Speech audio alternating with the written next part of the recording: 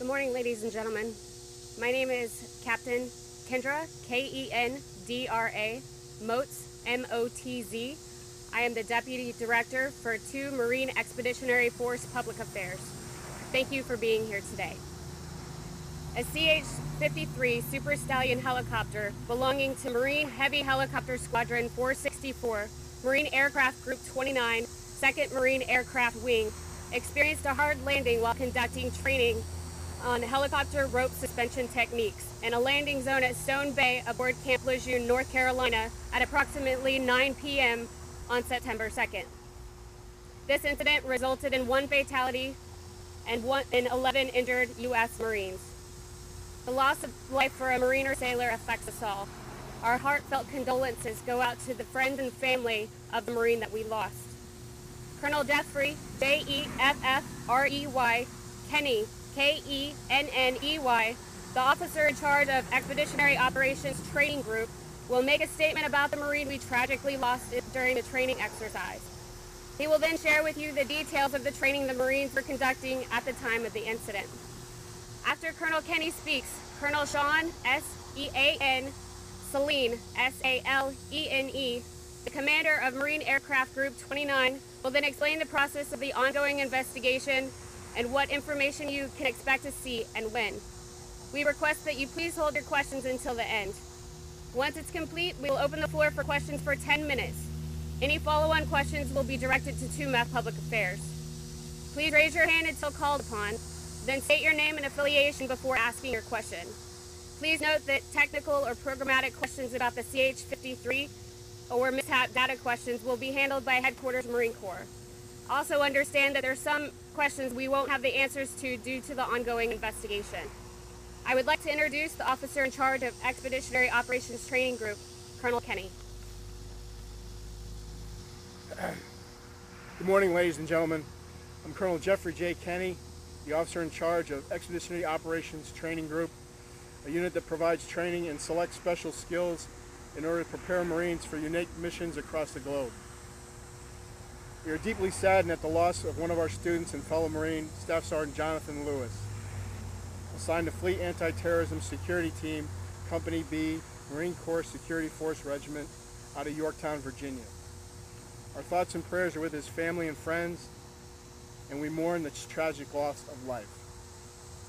Staff Sergeant Lewis, age 31, native of Warrenton, Virginia, joined us here at Camp Lejeune as a student attending that helicopter rope suspension techniques course, which trains Marines to rappel and fast rope from every rotary and tilt rotor platform in the Marine Corps inventory.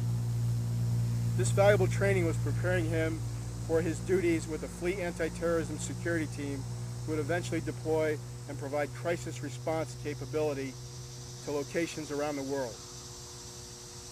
This course is considered high-risk training, but it is invaluable to the Marine Corps because it ultimately provides a commander the capability to insert and extract his Marines in locations where he otherwise would not be able to do so, such as urban terrain and other areas with inaccessible landing zones. This capability proves to be valuable in combat and crisis response and humanitarian crisis missions. The training requires the highest caliber Marine, with the dedication and courage to take on the challenge, as Staff Sergeant Lewis did. Our thoughts and prayers are also with the other 11 Marines who were injured during the incident. They include Marines assigned to the Expeditionary Operations Training Group, 2nd Reconnaissance Battalion, 1st Battalion 8th Marines, Marine Heavy Helicopter Squadron 464, and Force Recon Company. I also want to thank the first responders and medical personnel for their prompt and effective response.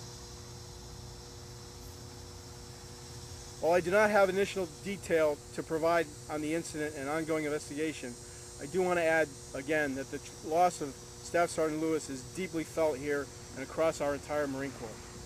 Thank you. I'll be followed by Colonel Salene.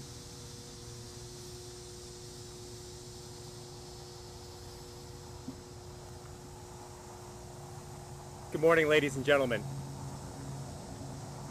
Along with Colonel Kenney and Captain Motz, I too would like to express our condolences for the loss of Staff Sergeant Jonathan Lewis. I would also like to take a moment and explain how the investigative process will work and where we are in that process. Naval aviation safety mishap investigations have a purpose, and that purpose is to answer the question, why? Why did this mishap occur, and how can we prevent it from happening again? The mishap investigation is a search for causal factors. We will look for undetected hazards and try to identify those hazards and the steps necessary to mitigate them in the future. This investigation demonstrates our commitment to our people, our nation's sons and daughters, who are our most precious assets. It will help us identify the lessons learned so that we can avoid potential mishaps in the future. We will cast a wide net. We will start at the beginning and we will go through to the end. We will accept or reject causal factors based upon the lines of evidence. But this is a process that will take time, and we are early in that process. But we owe the family of Staff Sergeant Lewis a thorough and comprehensive investigation, and we owe it to all the Marines and families who were involved in this mishap. We are moving quickly on this, but we know that this process will take weeks or perhaps months for us to conduct it thoroughly and properly. This investigation will include, but it is not limited to, the interviews of all the aircrew involved, all the maintainers, all the people who witnessed the aircraft incident, the air traffic controllers, the weather, the environment, and everything in between. We will look at the records, we will look at the interviews, and from there, we will continue with our investigation. I'd like to close with saying thank you to the community for the support that we've received in this difficult time. Thank you for the people who are here, and we ask that you keep the family of Staff Sergeant Lewis in your thoughts and your prayers. Thank you.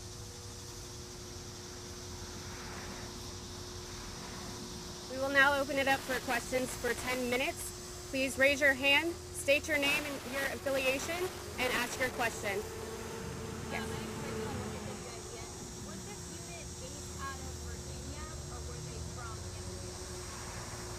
Yeah, that's a good question.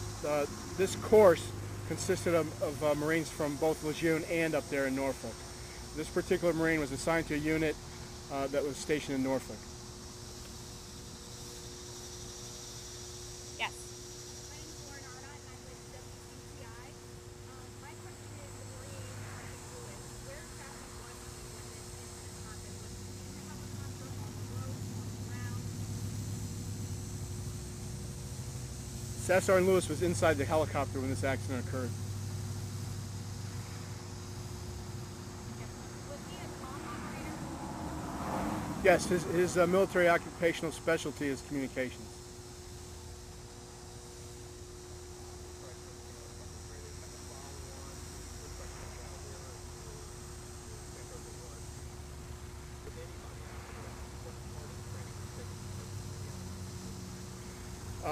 Well, things are ongoing right now about that, so I can't really say. But he was inside the bird, and there was no one outside the helicopter at that time. Any more questions about where the Marine was or where anybody was? It's still part of the ongoing investigation, so we won't answer any more questions about that. Yes.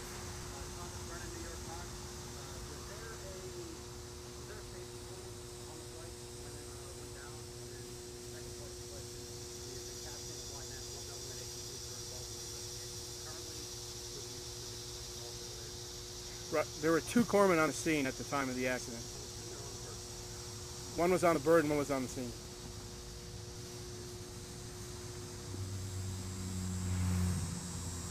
Good morning, sir. I believe your question was, what other government agencies will assist us in the investigation? Is that correct? Who's currently involved, and what do you anticipate being involved in? Right, sir.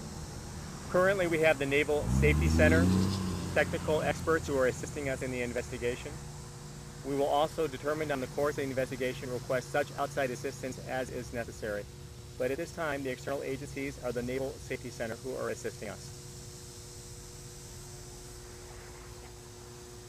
We've heard, this is Steve Jones from WCCI, we've heard a hard landing and we've heard crash. Could you please explain the difference between the two?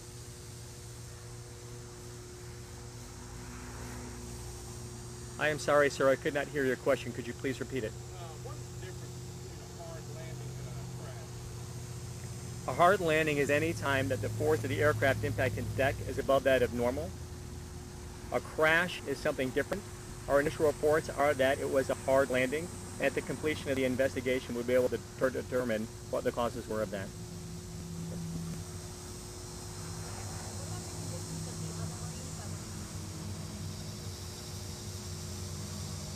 The other Marines that are injured, only 2 of them are hospitalized at this time, and they're both in stable condition. Are they still in hospital? Just 2 of them are, yes.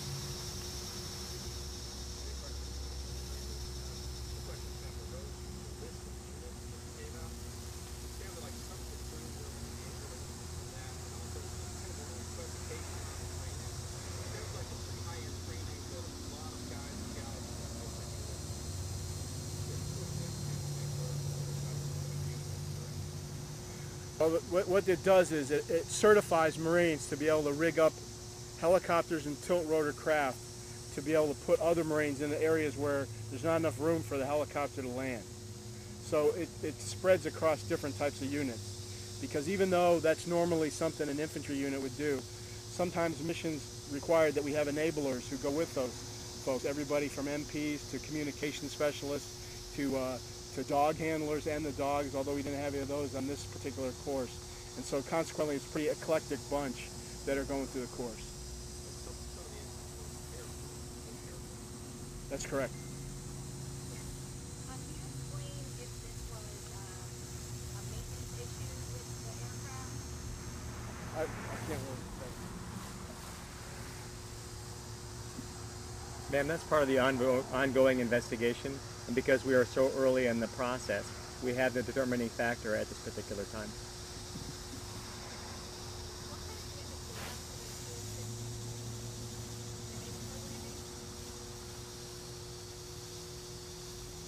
Ma'am, the aircraft is damaged. However, the actual extent of the damage and whether it will be returned to service will be done at the conclusion of the investigation. The question about what the difference between a crash and a hard landing wasn't answered in completely. Is this not specific on what exact criteria would connect between a hard landing versus a crash? Sir, as part of our safety investigation, we don't use the term crash. And that's why we have no particular definition for it.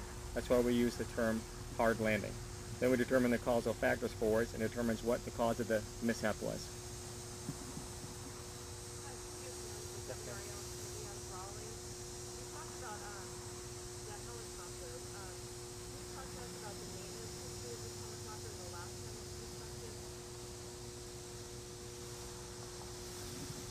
Ma'am, the maintenance history of this particular aircraft is currently under investigation, and it'd be inappropriate for me to comment on it at this time.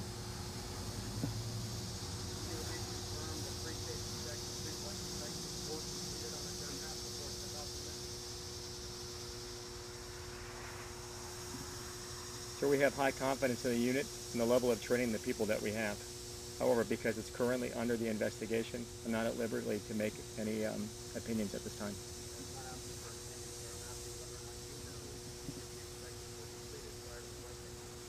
Sir, I personally do not at this time. I am not the investigating officer. Okay, we have time for one more question. Yes, ma'am.